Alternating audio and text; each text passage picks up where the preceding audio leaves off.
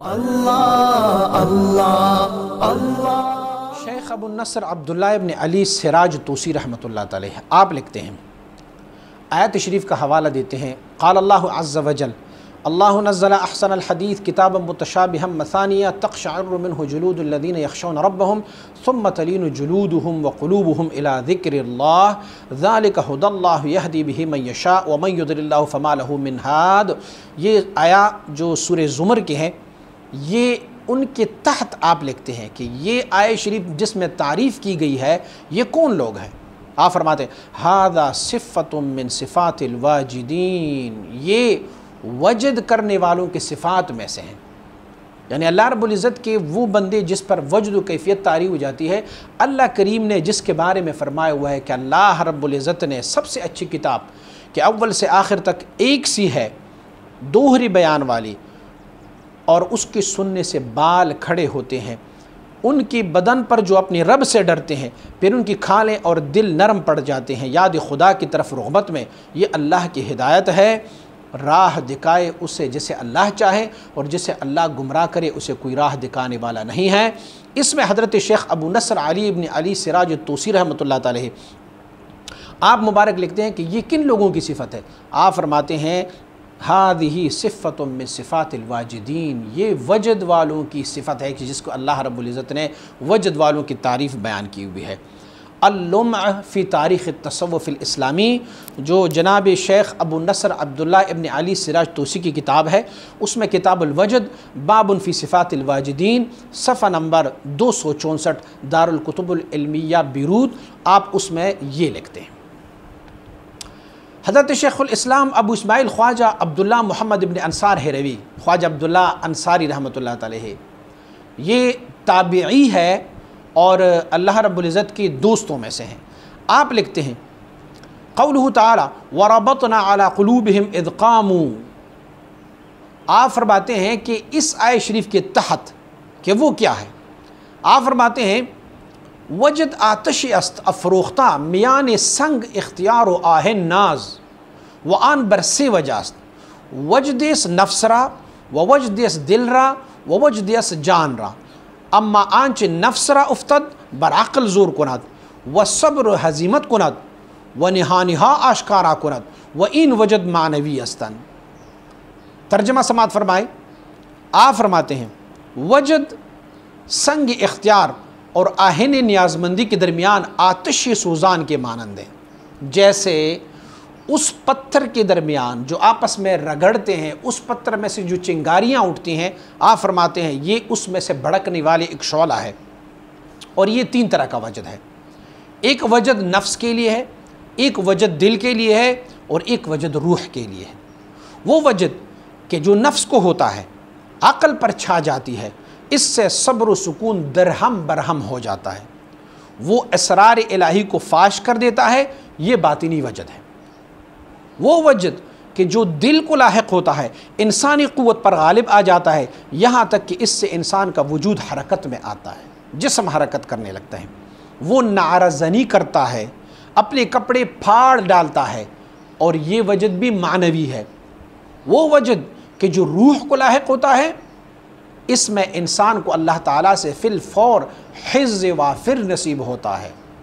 میں نے کہا کہ وجد کے کئی مراتب ہے، اس میں سے ایک وجد جو ہے وہ ہمارے دل کو ہوتا ہے، قلب کو ہوتا ہے، جس میں سے قلب میں ترتراہٹ، قلب میں اپنی رب کی طرف رجوع، قلب میں جو ہے وہ سوزش اور درد محسوس ہوتی ہے، قلب جو ہے وہ حرکت میں آ جاتا ہے، یہ وجد قلب کو ہوتا ہے۔ تو آپ فرماتے ہیں کہ کسی کو اگر قلب کا وجد ہو جاتا ہے تو ان کو اللہ رب العزت کی طرف سے بہت بڑا حصہ مل جاتا ہے، اور اس کا نفس حقیقت ذات میں مستغرق ہو جاتا ہے، اس کی روح اس عالم سے منقطع ہونا چاہتی ہے، یعنی اتنا کہ یہ اپنی روح کو اپنے پاس کنٹرول ہی نہیں کر سکتے۔ یہ اس وجد کو کہتے ہیں وجد شہودی۔ آپ حضرت شیخ الاسلام ابو اسماعیل خواجہ عبداللہ بن محمد انصاری، یہ کسی تعارف کے محتاج نہیں ہے، خواجہ انصار رحمۃ اللہ تعالیہ، آپ ہرات میں آپ کا مزار شریف ہے، اور آپ جو ہے وہ تابعی کی زمرے میں ہے۔ آپ فرماتے ان کا کتاب ہے صد میدان، صفحہ نمبر 29 اور صفحہ نمبر 30 میں، اور پھر صفحہ نمبر 183 میں آپ مبارک یہ رقم تراز ہے کہ وجد کی کون کون سی مراتب ہیں۔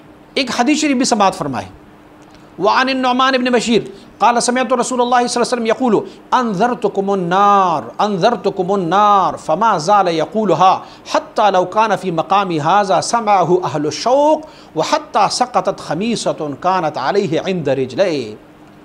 حضرت نعمان ابن بشیر آپ فرماتے ہیں کہ میں نے رسول اللہ صلی اللہ علیہ وسلم بارک کو فرماتے سنا کہ میں نے تم کو آگ سے ڈرایا، میں نے تم کو آگ سے ڈرایا۔ آپ یہ فرما رہے تھے اور ایک عجیب و غریب حالت میں اور کیفیت میں حضور نبی اکرم صلی اللہ علیہ وسلم بارک جھوم کر اتنی بلند آواز سے فرما رہے تھے کہ حتیٰ اگر حضور میری اس جگہ ہوتے جہاں میں بیٹھا ہوں، راوی روایت کرتے ہیں، تو بازار والے سن لیتے، اور حتیٰ کہ جو چادر آپ پر تھی وہ جھومنے کی وجہ سے آپ کے پاس قدموں پر گر گئی۔ یہ روایت نقل کیا ہوا ہے مسند دارمی، حدیث رقم نمبر 2812، مسند احمد رقم نمبر 268، اور مشکات المصابیح کتاب احوال القیامہ وبدء الخلق باب صفت النار و اہلہا حدیث رقم 5678۔ اس حدیث شریف کو ایک بار پھر غور سے پڑھیں کہ حضور نبی اکرم صلی اللہ علیہ وسلم بارک کی کیفیت مبارک یہ ہوئی تھی کہ آپ مبارک بہت اونچی آواز سے، حتیٰ کہ راوی روایت کرتے ہیں کہ اگر حضور میری اس جگہ ہوتی جہاں میں بیٹھا ہوا ہوں تو آپ کی آواز بازار والے سنتے تھے۔ آپ اس حدیث شریف کی شارحین کی شرح کو دیکھیں گے تو شارحین لکھتے ہیں کہ حضرت نعمان ابن بشیر جو تھے وہ عیدگاہ کی مسجد میں بیٹھے ہوئے تھے، اور عیدگاہ کی مسجد جو تھی وہ بازار سے تقریباً 1 فرلانگ دور تھی، یعنی فرلانگ کے معنی 1 کلومیٹر سے زیادہ، 1 فرلانگ یا 1 کلومیٹر سے زیادہ دور تھی وہاں سے۔ تو آپ مبارک فرماتے ہیں کہ حضور نے اتنی اونچی آواز سے یہ بات دہرائی، یعنی ایک کیف اور ایک وجد جو حضور نبی اکرم صلی اللہ علیہ وسلم بارک کو تھی، اور حتیٰ کہ حضور نبی اکرم صلی اللہ علیہ وسلم بارک کے کھاندوں مبارک پر جو چادر تھی وہ گر گئی اور آپ کے قدموں میں ہے۔ میں پہلے عرض کر چکا ہوں کہ وجد کی کچھ ایسی کیفیات بھی ہے جس کی وجہ سے بندے کی اعضاء ان کی اپنی اختیار اور کنٹرول میں نہیں ہوتی، بے اختیاری کی کیفیت آ جاتی ہے۔ تو حضرت نعمان ابن بشیر آپ مبارک یہ حدیث روایت کرتے ہیں، اس سے ثابت ہوا کہ یہ بھی ایک وجد کی تعریف ہے۔ اگر آپ لوگوں نے اس کا حوالہ دیکھنا ہے تو میں نے حوالہ عرض کر لیا ہے۔ احیاء العلوم نے ایک اور روایت بھی نقل کی ہے، مروی ہے کہ حضور نبی اکرم صلی اللہ علیہ وسلم جب نماز پڑھا کرتے تھے تو آپ کی سینہ مبارک میں ایسا جوش ہوتا تھا جیسے ہنڈیا کی ابلنے کی آواز آتی ہے، یعنی کان علی صدر رسول اللہ صلی اللہ علیہ وسلم عزیز کا عزیز الرحا یا کا عزیز المرجل، یہ دونوں روایتیں موجود ہیں۔ احیاء العلوم کتاب آداب السماع والوجد الباب الثانی المقام الثانی جلد نمبر 2 صفحہ نمبر 419، المکتبۃ التوفیقیہ القاہرہ کی کتاب ہے یہ۔ وعن مطرف عن ابی قال اتیت النبی صلی اللہ علیہ وسلم وهو يصلي ولجوفه عزیز كعزیز المرجل یعنی یبکی۔ ایک اور روایت سماعت فرمائے، حضرت مطرب رضی اللہ تعالیٰ عنہ آپ سے روایت ہے، وہ اپنی باپ سے روایت کرتے ہیں، آپ فرماتے کہ میں نے رسول اللہ صلی اللہ علیہ وسلم کو نماز پڑھتے ہوئے دیکھا اور آپ کی سینہ مبارک سے ایسی آواز آتی جیسے کہ ہنڈیاں دیگ کے پکنے کی آواز ہے، یعنی آپ مبارک جو ہے وہ نماز کے دوران رو رہے تھے۔ میں عرض کر چکا ہوں کہ وجد کی ایک کیفیت یہ بھی ہے کہ بندے کو رونا طاری ہو جاتا ہے، ان کی کیفیت ایسی ہوتی ہے۔ اس روایت کو نقل کیا سنن الکبریٰ للنسائی نے، امام نسائی نے اپنی کتاب میں رقم جو حدیث نمبر ہے انٹرنیشنل نمبر 549، سنن نسائی نے کتاب الصحوہ باب البکاء فی الصلاۃ حدیث رقم 1211 اور صفحہ نمبر 208 دار الکتب العلمیہ بیروت۔ الزہد والرقائق لابن مبارک اس نے یہ روایت کی ہوئی ہے رقم نمبر 109۔ الترغیب والترہیب نے روایت کی ہے جلد نمبر 1 صفحہ نمبر 205 میں۔ یہ روایت کہ کان علی صدر رسول اللہ صلی اللہ علیہ وسلم، حضور نبی اکرم صلی اللہ علیہ وسلم کی سینہ مبارک کے لیے آواز ایسے ہوتی نماز میں کہ عزیز المرجل، حضور نبی اکرم صلی اللہ علیہ وسلم بارک کی یہ حالت ہوتی ہے۔ اچھا، لوگ یہ سمجھیں گے کہ حضور نبی اکرم صلی اللہ علیہ وسلم بارک کی سینہ مبارک کو کیا ہوا تھا۔ میں پہلے عرض کر چکا ہوں کہ وجد کی کوئی ایسے مراتب ہوتی ہے، ایسے کیفیتیں ہوتی ہے کہ جن کی وجہ سے ہمارا جو سینہ ہے، ہمارا قلب جو ہے، اس کی آواز بھی باہر سنائی دیتی ہے۔ میں انشاءاللہ العزیز آپ کو پھر مشائخ کی کچھ ایسے اقوال بھی ذکر کروں گا کہ جن میں سے مشائخ کی دل کی دھڑکن اور اس کی دل کی آواز جو ہے وہ باہر والے لوگوں نے سنی ہے۔ ایک اور حدیث شریف سماعت فرمائے، حدثنا سوید بن نصر قال اخبرنا عبداللہ ابن مبارک قال اخبرنا حیات ابن شریح قال اخبرنی ولید ابن ابی الولید ابو عثمان المدنی ان عقبہ ابن مسلم حدثه ان شفیع الاصبحی حدثه انه دخل مدینہ فاذا هو برجل قد اجتمع علیہ الناس فقال من هذا قال ابو ہریرہ۔ مشہور و معروف حدیث ہے، میں ان کا ترجمہ آپ کو ذکر کرتا ہوں۔ حضرت ولید ابن ولید ابو عثمان مدانی رضی اللہ تعالیٰ عنہ آپ سے روایت ہے کہ حضرت سیدنا شفیع اصبحی رضی اللہ تعالیٰ عنہ سے روایت ہے کہ وہ مدینہ طیبہ میں داخل ہوئے تو دیکھا ایک آدمی کے گرد کچھ لوگ جمع ہیں۔ انہوں نے پوچھا یہ کون ہے؟ لوگوں نے بتایا یہ ابو ہریرہ رضی اللہ تعالیٰ عنہ ہے۔ آپ فرماتے ہیں میں ان کے قریب ہو گیا یہاں تک کہ بالکل سامنے بیٹھ گیا، آپ لوگوں سے حدیث بیان کر رہے تھے۔ جب خاموش ہوئے اور تنہا رہ گئے تو میں نے حضرت سیدنا ابو ہریرہ رضی اللہ تعالیٰ عنہ سے عرض کی میں آپ سے حق کے لیے اور پھر حق کے لیے درخواست کرتا ہوں کہ مجھ سے کوئی ایسی حدیث رسول اللہ کی بیان کیجئے کہ جس کو آپ نے خوب سمجھا ہو اور خوب بوجھا ہو۔ حضرت سیدنا ابو ہریرہ رضی اللہ تعالیٰ عنہ نے فرمایا کہ ہاں میں ایسا کروں گا، میں تم سے ایسی ہی حدیث رسول اللہ کی بیان کروں گا جس کو میں نے سمجھا اور بوجھا ہے۔ اور پھر حضرت ابو ہریرہ رضی اللہ تعالیٰ عنہ نے ایک چیخ ماری۔ یہ کیفیت بیتابی کی یا تو شدت خوف سے ہوئی کہ حدیث کا جو بیان ہے حدیث کا وہ بڑی احتیاط کی بات ہے، یعنی حدیث بیان کرنا بھی بہت احتیاط کی بات ہے، اور یا شدت شوق سے تھا کہ رسول اللہ صلی اللہ علیہ وسلم کی صحبت کا نقشہ آنکھوں میں پھر گیا، یا ان کو حضور سید عالم صلی اللہ علیہ وسلم بارک یاد آئے، اور یا یہ تھا کہ یہ روایت حضور سے کرنا یہ بھی بہت بڑا کام ہے۔ ہم بڑی دیر تک منتظر رہے، پھر ان کو افاقہ ہوا اور فرمایا کہ میں تم سے ضرور ایسی حدیث بیان کروں گا جو مجھ سے رسول اللہ صلی اللہ علیہ وسلم نے اس مکان میں بیان فرمائی کہ ہمارے پاس اس وقت کوئی نہیں تھا بجز میرے اور بجز آپ کے صلی اللہ علیہ وسلم۔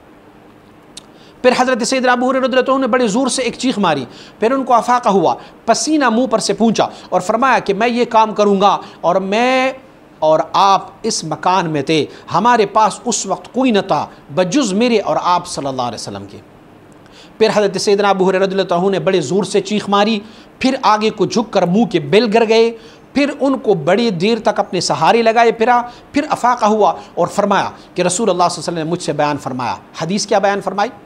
پہلے دیکھیں، ابھی حدیث شریف ابھی بیان نہیں کی، لیکن ان کو حدیث شریف یاد آنے، میرے مصطفیٰ کریم صلی اللہ علیہ وسلم بارک کا چہرہ مبارک یاد آنے اور اس حدیث کی عظمت یاد آنے پر ان کو یہ کیف وجد کی ہوئی۔ میں نے عرض کیا تھا کہ وجد کی کیفیت میں ایک یہ بھی ہوتا ہے کہ بندہ کسی چیز سے جب تأثر لیتا ہے، تاثیر لیتا ہے، تو اس تاثیر کی وجہ سے اس پر ایک کیفیت طاری ہو جاتی ہے، وہ کبھی گر جاتا ہے، کبھی آوازیں نکلتی ہے، کبھی چیخ نکالتے ہیں اور کبھی گر پڑتے ہیں۔ آپ نے اس حدیث شریف میں سماعت فرمائی کہ حضرت ابو ہریرہ رضی اللہ تعالیٰ عنہ کو یہ کیفیت آئی۔ پھر آپ نے حدیث بیان فرمائی کہ کون سی حدیث ہے؟ فرمایا کہ رسول اللہ صلی اللہ علیہ وسلم نے مجھ سے بیان فرمایا جب قیامت کا دن ہوگا تو اللہ تعالیٰ بندوں کی طرف متوجہ ہوگا تاکہ ان کے درمیان فیصلہ فرمائے، تمام امتیں گھٹنوں کے بل بیٹھی ہوں گی، سب سے پہلے 3 آدمیوں کو بلایا جائے گا، ایک حافظ قرآن کو جس نے قرآن کو یاد کیا ہوگا، دوسرا جو اللہ کے راستے میں قتل کیا گیا ہو، اور تیسرا زیادہ مالدار شخص۔ اللہ تعالیٰ اس قاری سے فرمائے گا کیا تمہیں وہ کلام نہ سکھایا جس سے میں نے اپنے رسول پر اتارا؟ عرض کرے گا ہاں یا رب۔ اللہ تعالیٰ فرمائے گا تو نے اپنے علم کے مطابق کیا عمل کیا؟ وہ کہے گا میں رات دن اس کی تلاوت کرتا رہا۔ اللہ تعالیٰ فرمائے گا تو نے جھوٹ بولا، فرشتے بھی کہیں گے تو جھوٹا ہے۔ اللہ تعالیٰ فرمائے گا تو چاہتا ہے کہ کہاں جائے؟ فلاں قاری ہے، یعنی آپ نے تو یہ اسی لیے قرآن کی تعلیم کی اور قرآن اسی لیے یاد کیا کہ لوگ کہیں گے کہ فلاں تو بہت بڑا قاری ہے، یہ فلاں جو ہے، پس تجھے کیا؟ دولت مند کو لایا جائے گا۔ اب قاری کا نمبر ختم ہوا، دولت مند کو لایا جائے گا۔ اللہ تعالیٰ فرمائے گا میں نے تجھے کیا مال نہیں دی؟ تمہارے مال میں نے وسعت نہیں دی کہ تجھے کسی کا محتاج نہ رکھا؟ وہ عرض کرے گا ہاں یا رب۔ اللہ تعالیٰ فرمائے گا میری دی ہوئی دولت سے کیا عمل کیا؟ وہ کہے گا میں قرابت داروں سے صلہ رحمی کرتا رہا اور خیرات کرتا رہا۔ اللہ تعالیٰ فرمائے گا تو چاہتا ہے کہ کہاں جائے؟ آپ تو یہ چاہتے تھے کہ لوگ یہ کہے کہ فلاں جو ہے بڑا سخی ہے، سو ایسے کہا جا چکا ہے، لوگوں نے تو آپ کے بارے میں بڑا کہا ہے کہ یہ بڑا سخی ہے، اور تو یہی چاہتا تھا۔ اب پھر اس قتیل کو لایا جائے گا جو میدان جنگ میں قتل ہوا ہے، کہ اللہ تعالیٰ فرمائے گا تو کس کے لیے قتل ہوا؟ وہ کہے گا تو نے مجھے اپنے راستے میں جہاد کا حکم دیا تھا، بس میں نے لڑائی کی یہاں تک کہ شہید ہو گیا۔ اللہ تعالیٰ فرمائے گا تو نے جھوٹ کہا، فرشتے بھی کہیں گے تو جھوٹا ہے۔ اللہ تعالیٰ فرمائے گا کہ تیری نیت یہ تھی کہ لوگ کہیں گے کہ فلاں بڑا بہادر ہے، بڑی بہادری کے ساتھ لڑا، پر یہ بات لوگوں نے تمہارے حق میں کہہ دی، وہ تیرے لیے کافی ہے۔ حضرت ابو ہریرہ رضی اللہ عنہ فرماتے ہیں پھر رسول اللہ صلی اللہ علیہ وسلم نے دست اقدس میرے زانوں پر مارتے ہوئے ارشاد فرمایا، اے ابو ہریرہ رضی اللہ عنہ، اللہ تعالیٰ کی مخلوق میں سب سے پہلے انہی 3 آدمیوں سے جہنم کو بھڑکایا جائے گا۔ حضرت ولید ابو عثمان مدائنی رضی اللہ عنہ فرماتے ہیں کہ مجھے عقبہ نے بتایا کہ یہی حضرت شفیع رضی اللہ عنہ حضرت معاویہ رضی اللہ عنہ کے پاس گئے اور انہیں حدیث سنائی، یہ والی حدیث، ابو ہریرہ والی حدیث سنائی۔ ابو عثمان فرماتے ہیں مجھے علاء ابن حکیم رضی اللہ عنہ نے بتایا کہ شفیع رضی اللہ عنہ حضرت امیر معاویہ رضی اللہ عنہ کے پاس جلاد تھے۔ فرماتے ہیں حضرت امیر معاویہ رضی اللہ عنہ کے پاس ایک آدمی آیا اور انہیں حضرت ابو ہریرہ کی یہ حدیث بتائی، تو حضرت امیر معاویہ رضی اللہ عنہ نے فرمایا ان تینوں کا یہ حشر ہے تو باقی لوگوں کا کیا حال ہوگا، اور پھر آپ بہت روئے، یہاں تک کہ ہم نے خیال کیا شاید جان دے دیں گے۔ ابو ہریرہ حدیث بیان کرتے ہوئے وجد میں آ جاتے ہیں اور سیدنا امیر معاویہ رضی اللہ عنہ یہ حدیث سن کے وجد میں آ جاتے ہیں۔ راوی کہتے ہیں کہ اتنے روئے کہ ہم نے خیال کیا کہ شاید یہ جان دے دیں گے، اور ہم نے کہا یہ آدمی ہمارے پاس شر لے کے آیا ہے، یہ دیکھو ہمارے امیر کو انہوں نے اتنا رلایا۔ پھر جب حضرت امیر معاویہ کو ہوش آیا، آپ نے چہرہ پھونچا اور فرمایا اللہ تعالیٰ اور اس کے رسول نے سچ ارشاد فرمایا، جو شخص دنیا کی زندگی اور اس کی زینت چاہتا ہے تو ہم اس کے اعمال کا بدلہ دنیا میں ہی پورا کر دیتے ہیں، اور اس میں سے ہم کچھ کمی نہیں کرتے۔ ان لوگوں کا آخرت میں کوئی حصہ نہیں ہے، انہوں نے جو کچھ دنیا میں کیا ضائع ہوا اور ان کے اعمال باطن ہو گئے۔ اچھا، یہ حدیث آپ سمجھیں گے کہ روایت کس نے کی ہے؟ آپ کہیں گے کسی چھوٹی موٹی کتاب نے روایت کی ہے؟ اس حدیث کو سنن ترمذی نے، امام ترمذی نے روایت کی ہے۔ کتاب الزہد میں رقم نمبر حدیث کا جو انٹرنیشنل نمبر ہے وہ 2328۔